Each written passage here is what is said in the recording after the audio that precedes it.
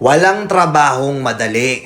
Wala kang karapatang maliitin yung trabaho ng iba. Yung iba sasabihin, gwardiya lang naman yan, rider lang naman yan, construction worker lang naman yan, gasoline boy lang naman yan, fast food crew worker lang naman yan.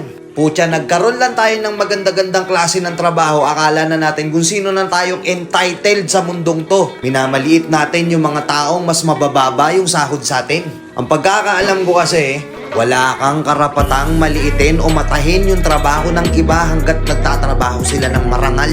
Walang trabahong madali. Lahat nagdadaan sa hirap.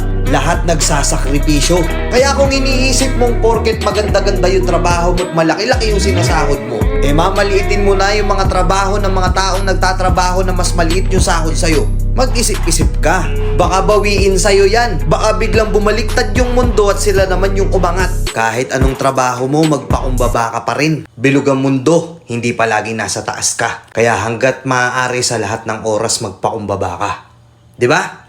May kilala ba kayong ganito? Minsan na rin ba kayong nilait ng mga ganitong klaseng tao? Comment nyo nga sa comment section. Let's go. O baka nagustuhan mo na rin tong video ko na to. I-follow mo na rin ako.